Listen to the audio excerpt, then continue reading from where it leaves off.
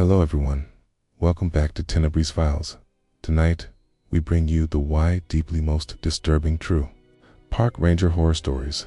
They say the national parks are America's last untouched wilderness, but anyone who's worked out there, really worked out there, knows that the wild remembers things the maps don't. Rangers are trained to protect nature, but sometimes nature isn't what needs protecting. Over the years, hundreds of rangers have gone missing.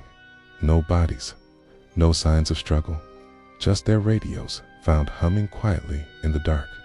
Some say it's the cold. Others say it's the mountains, the caves, or the forest itself. But ask any ranger who's lasted long enough, and they'll tell you the same thing. There are places in these parks that shouldn't exist. Cabins that appear on no map. Voices that whisper your name through the trees.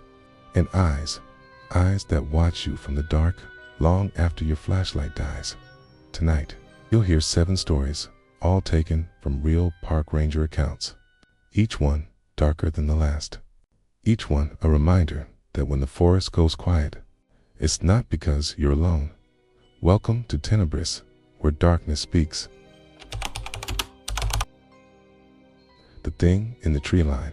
The watcher in the pensive worked in Yellowstone National Park for over 12 years. You learn to live with strange noises here. Elk calls at night, trees groaning in the wind. But last fall, something changed.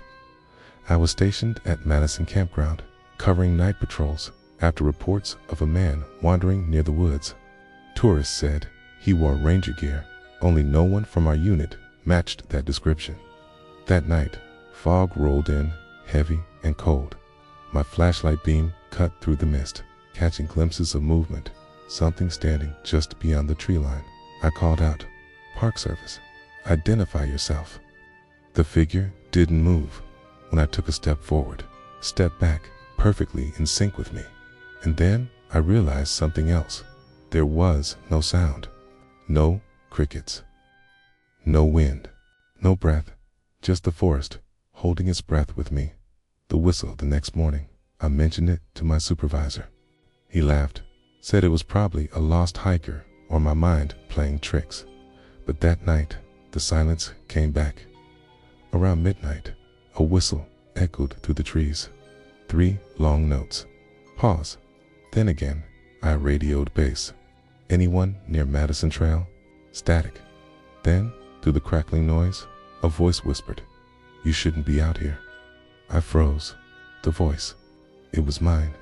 Every word, my tone, my breath, repeating from the radio. I dropped the receiver. When I looked up, the same figure stood between 2 pines, maybe 50 yards away. It lifted its hand and waved slowly, and then it whistled. 3 notes. Exactly like before. The missing camper. 2 days later, we got a call. A solo camper went missing near Old Faithful Basin, last seen heading toward the same section of woods. I joined the search. Fog had rolled in again, thick and yellowish under the setting sun. We followed the trail for miles until we found his camp, food half-eaten, tent torn open from the inside. A ranger pointed at the ground. "Look at this. Footprints, but not one set, 2 identical pairs.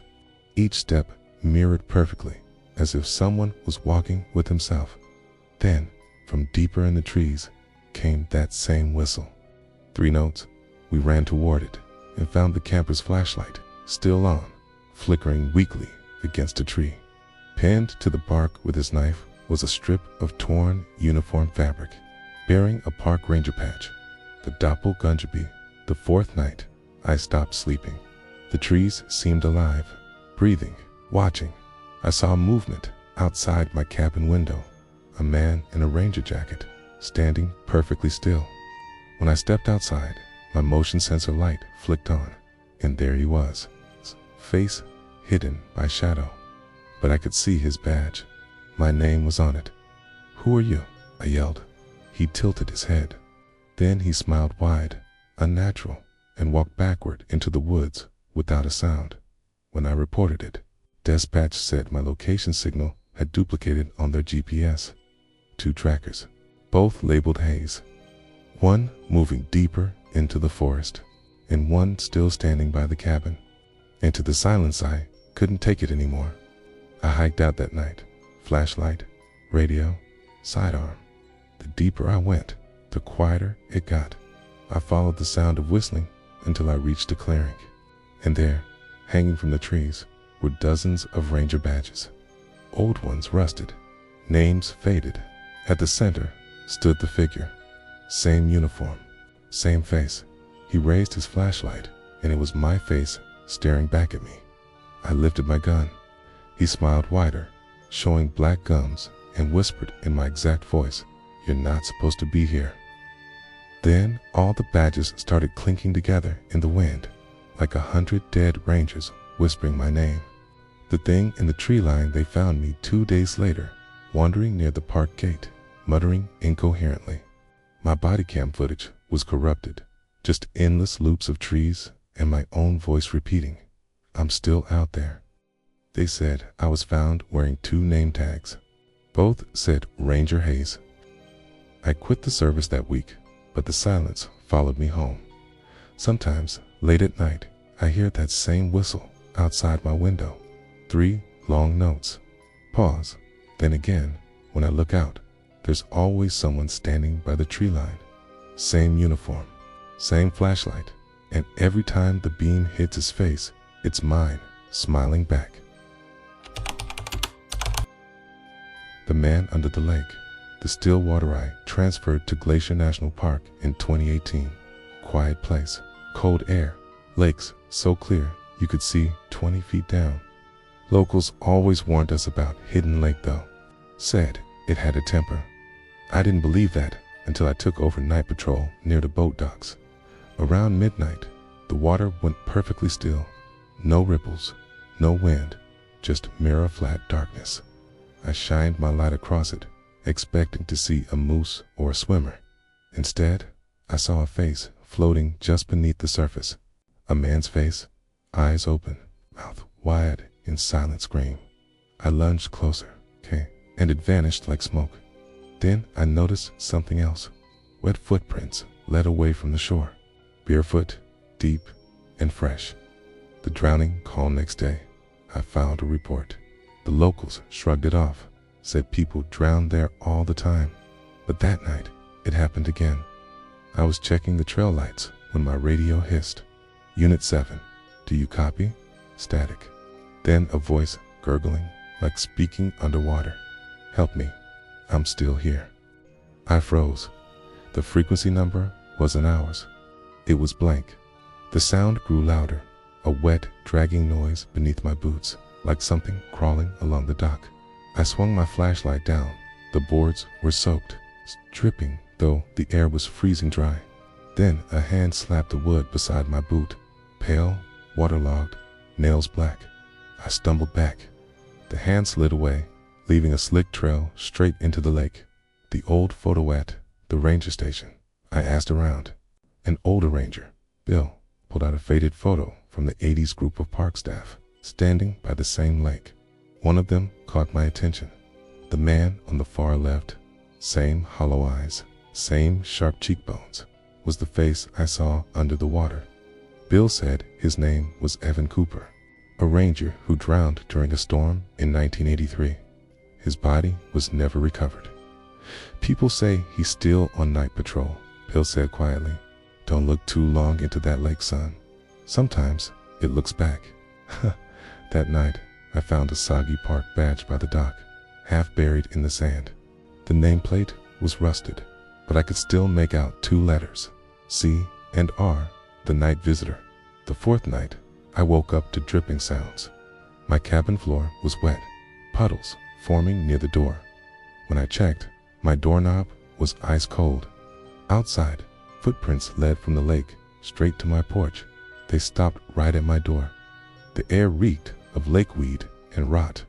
I swung the door open, nothing there, but when I turned around, my radio was on, and from it came slow, labored breathing, followed by my own voice whispering, "Why didn't you pull me out?" The temperature dropped instantly. My mirror fogged up. Words began forming across the glass from the inside. Join me below. The depths sigh couldn't ignore it anymore. I went back to the lake with a floodlight and rope, determined to see for myself. The water was so calm it looked solid when I leaned in. The beam reflected off dozens of pale shapes below the surface. Bodies. Their faces were turned upward, mouths open, eyes wide, reaching for the light. Then I felt something grab my ankle. Cold, strong, unrelenting. I screamed, falling backward, kicking wildly, but the thing kept pulling in that split second before I blacked out. I saw him, Evan Cooper, standing waist deep in the water, smiling. He whispered through the bubbling surface, "Trade places." The reflection, this day they found me unconscious by the shore at dawn, half frozen and babbling. They said I was lucky. But when I looked at the lake one last time, I saw something that made my blood run cold. A man was standing waist deep in the water, wearing my ranger jacket. He turned slowly, and his face, though waterlogged and gray, was mine. Now, whenever I walk past the still surface glass window, lake, doesn't matter. Sometimes my reflection doesn't move when I do. And if you ever visit Glacier National Park, don't go near Hidden Lake after midnight, because sometimes the lake looks back. The Man Under the Lake. The still water I transferred to Glacier National Park in 2018. Quiet place, cold air, lakes so clear you could see 20 feet down. Locals always warned us about Hidden Lake though. Said it had a temper. I didn't believe that until I took over night patrol near the boat docks. Around midnight, the water went perfectly still.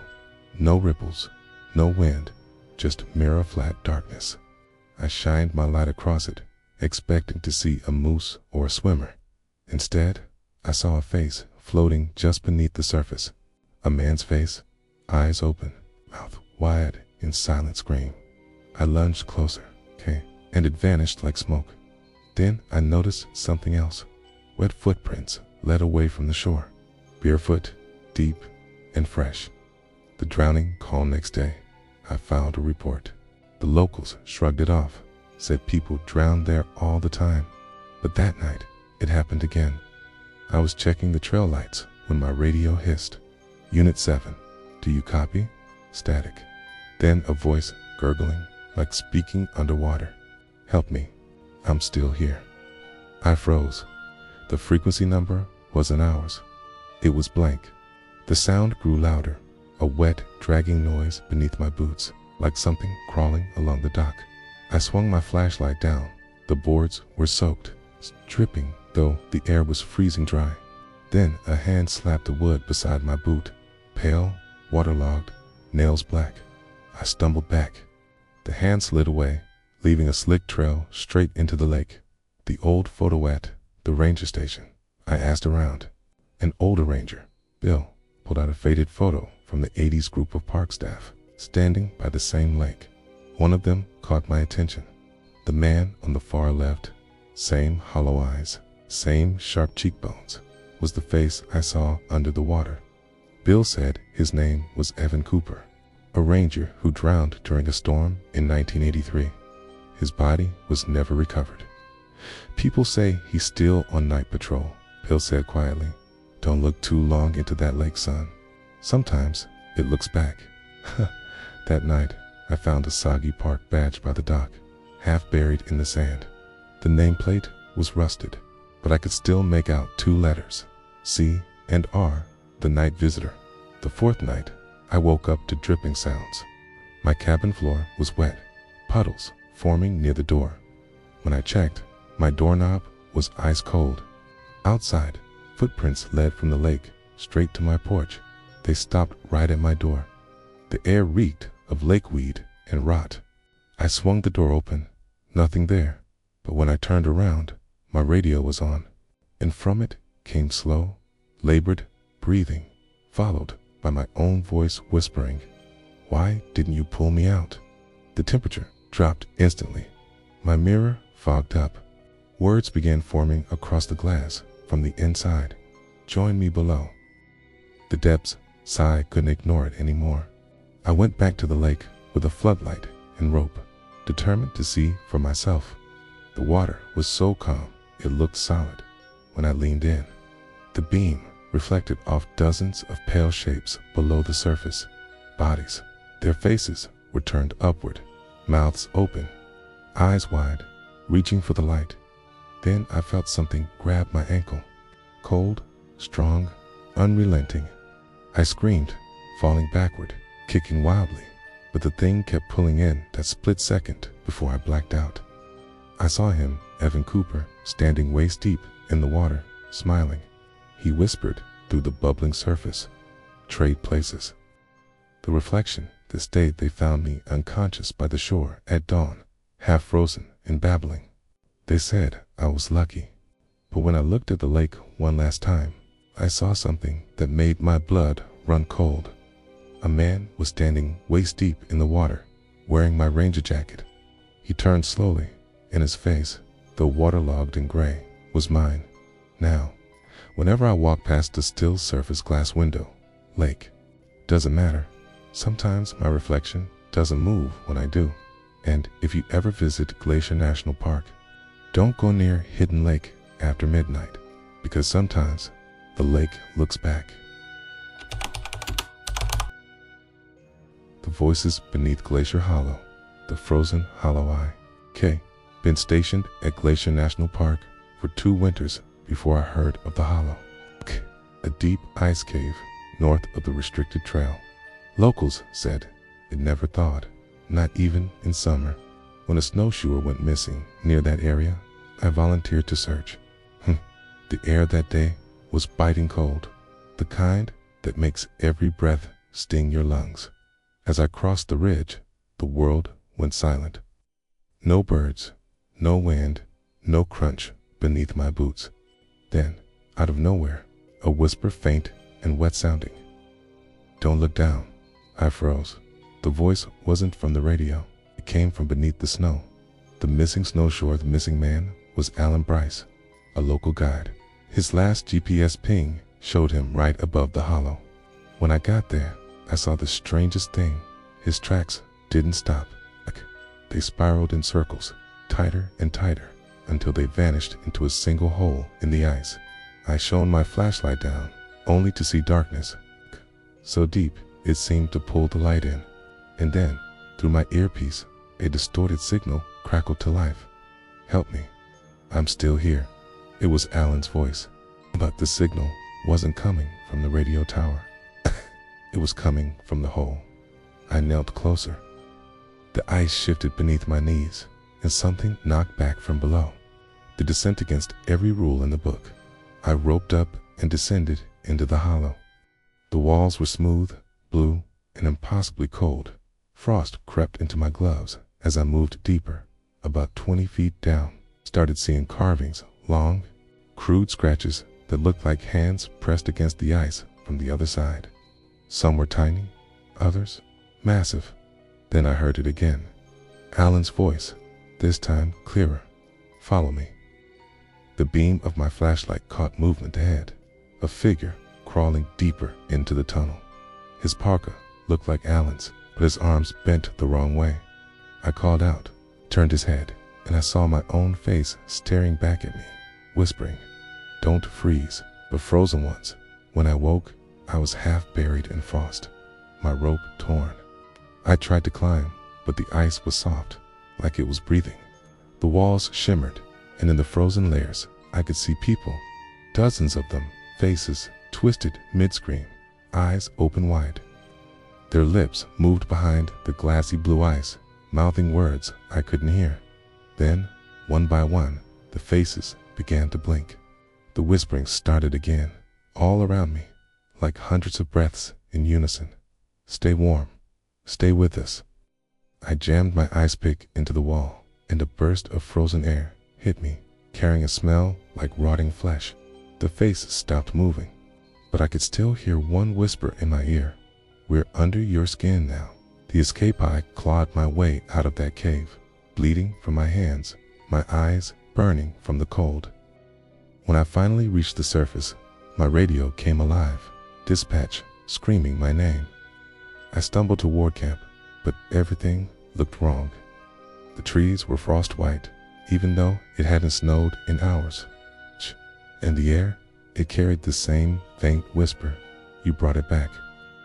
I reached my cabin, locked the door, and started a fire. But the flames burned blue, and inside them, I saw faces, the same ones from the ice, watching me melt. The cold that stayed, they found me the next morning with second-degree frostbite, even though the heater was still running. I told them Alan was gone. They said his body was never found, only his snowshoes, still warm to the touch. I quit a week later, but sometimes when I shower, I feel the water turn cold, freezing cold, and the mirror fogs up even when the air is dry. Every time that happens, words appear in the condensation. You looked down, and then I hear that same whisper right under my skin, humming softly like wind through hollow ice. The thing that repeated my voice, the missing camper, started with a missing camper named Erica Shaw Key, 28-year-old tourist who vanished near Rim Village, close to Crater Lake. I was part of the night search team that went out after sunset. Even though the fog was so thick, it swallowed the headlights whole dot around midnight. We stopped at the overlook where her last call came from. Her phone pinged once, then went dead. I called out her name into the dark. Erica. Silence. Then a voice came back, faint, cracked, and trembling. Erica. Same tone, same pitch, my voice. It was me calling back. The echo that wasn't at first. I thought it was just a weird acoustic reflection. Crater Lake's cliffs do that sometimes.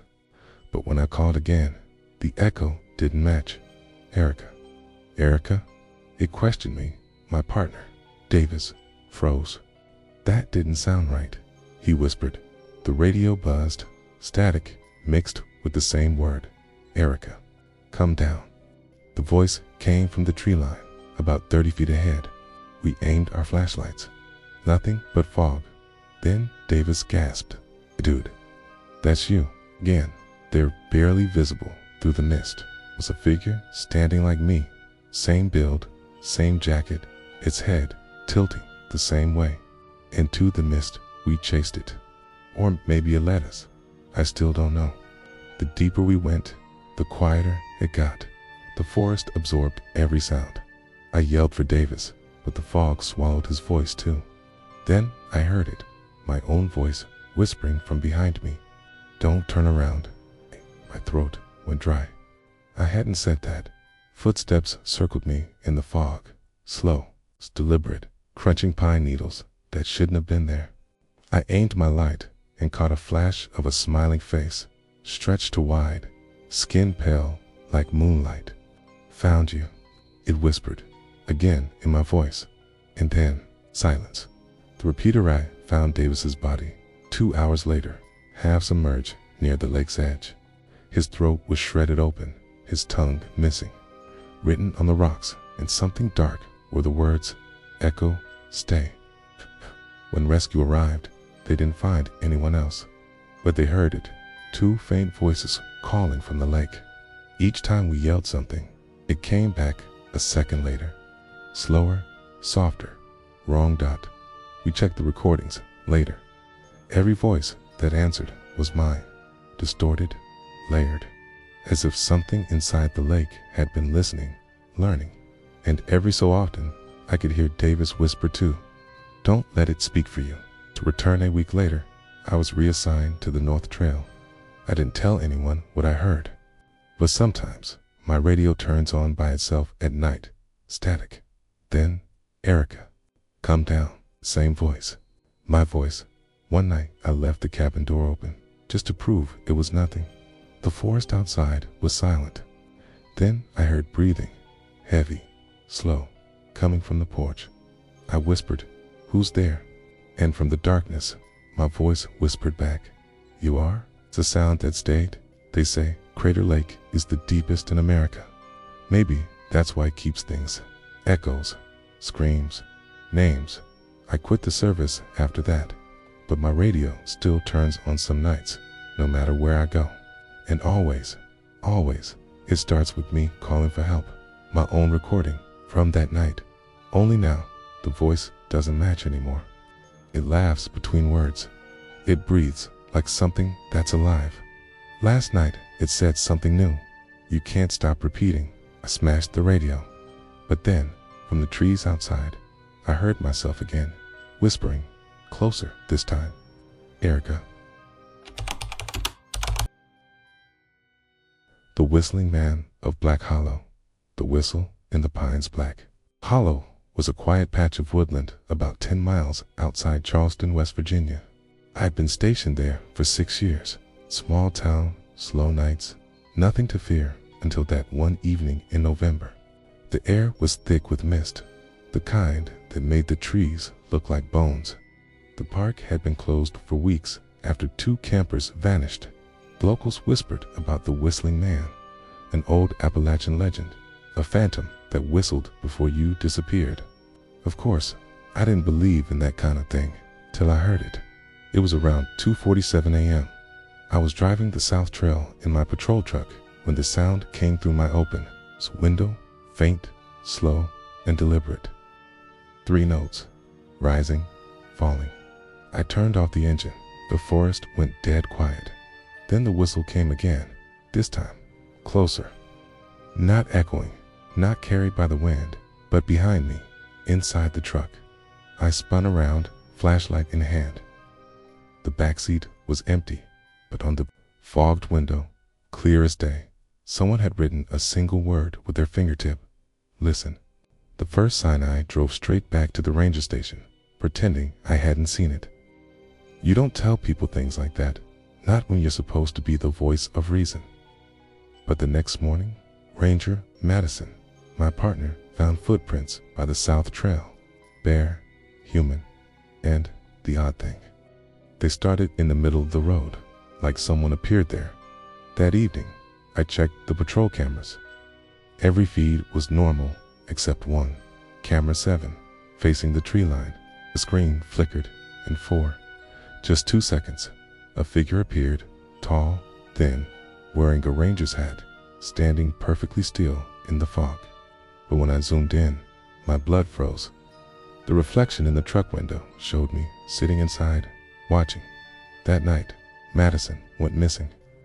Her radio went dead mid-sentence, her GPS tracker pinging near an old fire tower deep in Black Hollow. I followed the signal through the woods, and as I got closer, I heard it again, the same 3-note whistle.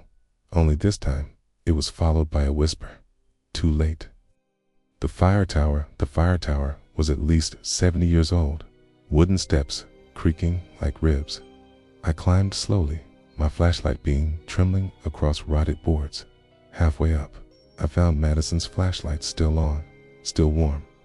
Her radio was lying next to it, crackling softly with static. Madison, do you copy? No response then. Faintly through the radio, I heard my own voice whispering, "Don't come up." I froze. I hadn't said a word. The whistle started again, this time higher, like it was mocking me. When I reached the top, there was no one there. It's just an old chair facing the window and something carved into the wood. "He wears your voice." Suddenly, the floorboards behind me groaned. I turned, my flashlight catching a glimpse of a man standing on the platform, his face hidden under a wide hat, smiling. He whistled softly, those same 3 notes. The light flickered, and he was gone. But the radio in my hand came alive with my own panicked breathing from just seconds ago. The hollow of Echo's eye ran back down the tower, tripping on the last few steps. The forest felt wrong, too quiet, like every sound had been stolen. My flashlight died halfway down the path. I switched to my phone light and noticed something carved into the trees. Every few feet, a new word. He takes sound. I realized what it meant. The Whistling Man wasn't just mimicking, he was consuming sound, swallowing voices, leaving silence behind. Then I saw Madison's body, sitting upright against a tree, his eyes wide open, mouth twisted in a scream I couldn't hear. I checked her throat, blood crusted around her lips. Eardrums burst, and yet her radio still whispered faintly. Run. Behind me, leaves crunched. A silhouette moved through the fog, tall and crooked. He stopped just out of sight. Then came the whistle again, but this time it wasn't 3 notes. It was my name. The confrontation eye made it back to the Ranger truck and slammed the doors shut. The keys were gone. The whistle was now circling the truck, echoing from every direction. The radio turned itself on. Ranger Cole, come out. My own voice. The headlights flickered. A shadow stood just beyond the beam, body twitching like static, head tilting too far. Then, silence. The air grew thick. The glass started fogging from the outside. Through the misted windshield, I saw his face for the first time, pale, eyeless, with a stretched smile carved into his cheeks. He lifted a finger to his lips. The whistle came again from inside the truck, this time right beside my ear. I screamed and swung the flashlight. It passed through empty air. When I opened my eyes again, I was sitting on the tower steps, daylight breaking through the trees. My radio buzzed. Cole, report in. Who is this? I stammered. You, the last recording, that was 3 years ago. They found my uniform at the base of the tower, but never found me. At least, that's what they tell the new recruits. The truth, I'm still here. There's something wearing my voices. Every night, campers report hearing a man whistling near the tree line. When rangers go to check, the radios crackle with static, followed by a soft voice saying, "Don't come up." That's my voice, my warning. But sometimes, it's not, because lately, I've been hearing another me. One that laughs between words. And now, when the wind moves through the pines, the whistle never ends. It follows you, rising, falling, matching your breath. If you ever find yourself in Black Hollow and you hear 3 notes in the dark, don't whistle back, because once he knows your voice, he never lets it go. The cabin that shouldn't exist. The map that Light-Eye transferred to Glacier National Park in the fall of 2019. The park was beautiful, split vast, endless forests, misted valleys, and lakes that reflected the sky too perfectly. Oh my. 3rd week, I was assigned to trail maintenance near the North Fork area. The locals called that part the quiet stretch, while updating my patrol route. I noticed something strange on the old ranger maps. A hand-drawn cabin marked deep in the woods, about 3 miles past the last known trail. The coordinates didn't match anything in the park records. It shouldn't exist. Still, curiosity got the better of me. The next morning, I packed my gear and followed the marked path. The forest felt wrong. The birds stopped singing halfway in. Even the wind refused to move. When I reached the spot, I froze. There it was, a wooden cabin, half buried in the fog. Smoke drifted from its chimney, but the structure looked ancient, its timbers gray and splintered, sagging like it had been there for 100 years. The front door creaked open on its own, and from the darkness inside, a woman's voice whispered softly, "You came back." The woman in the window, I stood frozen. The voice was calm, almost kind, like she'd been waiting for me. I shone my flashlight inside. The cabin was empty. Dust, broken furniture, and an old oil lamp still burning. The air smelled like iron and rot. Then I saw movement near the back wall, a shadow. It didn't match mine. The voice came again, closer this time. "You always find your way home, don't you, Daniel?" My name. No one was supposed to know I was there. I stepped back outside, trying to radio the station, but the line was static. Then I noticed something impossible. My footprints in the snow leading to the cabin weren't alone. Another set, smaller, barefoot, had been walking beside me the whole way. I turned toward the window. Behind the glass, I saw a pale woman's face, long black hair, eyes gray and lifeless, watching me from the dark. But the worst part? She wasn't reflected in the glass. Only I was. The oil lamp flickered inside the cabin, and in that moment, her mouth moved again, forming the words, "You shouldn't have left me here." The cabin shifts I ran. My boots crunched through the snow as the woods seemed to close around me. After 20 minutes, I stopped to catch my breath. The air felt heavier, colder. I turned to check my compass. It spun wildly, refusing to settle.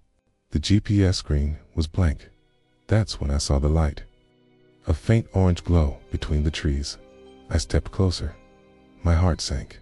The same cabin stood right in front of me again. No matter which direction I ran, kept coming back to it, like the forest was looping. I yelled, "Who are you? What do you want?" Khan, no answer. Just a low hum, like distant wind through hollow wood. The door creaked open again. Khan inside. The walls had changed. Fresh wood, clean furniture, a photo frame on the mantel. I picked it up. My stomach dropped. It was me, younger, smiling, standing beside the same woman from the window, and below the picture, carved into the frame, was today's date. October 19th, 2019. The past remembered. I stumbled back, dropping the photo. The world outside the cabin blurred colors, fading to gray.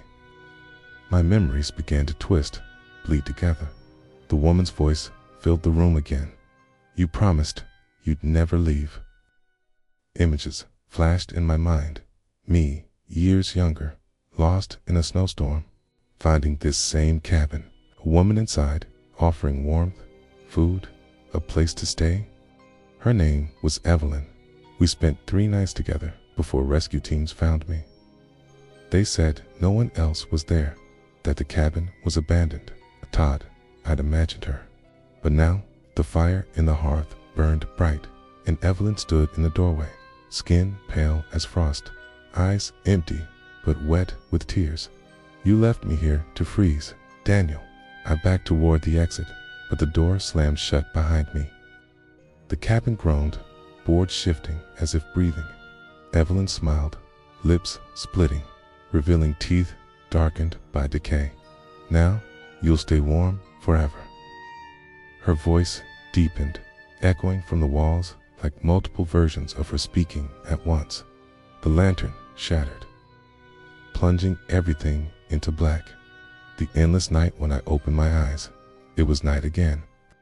My flashlight was dead, my breath clouding the air. I stumbled outside, but the forest was gone. In its place, hundreds of identical cabins stretched into the distance, each one with a dim orange light flickering inside. From every cabin, a different voice called out, whispering my name. "Daniel, come home.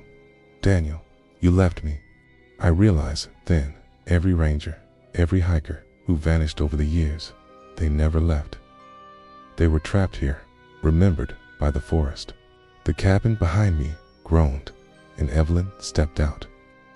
Her skin cracked like porcelain, light leaking through the breaks. "The woods remember what love forgets," she whispered. I ran until my lungs burned, but the horizon never changed. Every direction led to another cabin, another door. When I screamed, my voice didn't echo. Instead, it whispered back at me in her voice. "You're home now. It's a final transmission." They found my Ranger truck 3 months later, engine still running, keys in the ignition. My body was never recovered.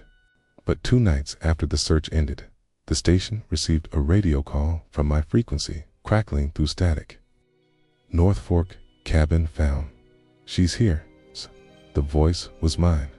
The rangers who traced the signal said it led deep into the quiet stretch to a clearing where no cabin existed. But when one of them took a photo of the area, something strange appeared in the image, a faint outline of a structure in the fog, and a figure standing in the doorway, holding a lantern. Every few months, new rangers report hearing a woman crying over their radios. Others find old photographs with unfamiliar faces. Some even claim to see a cabin light flicker deep in the trees when no building stands. They call it a glitch in the map, a lost section of glacier. But I know the truth. The cabin was never lost. It was waiting And if you ever see a light in the woods that shouldn't be there, don't follow it, because the cabin remembers everyone who does.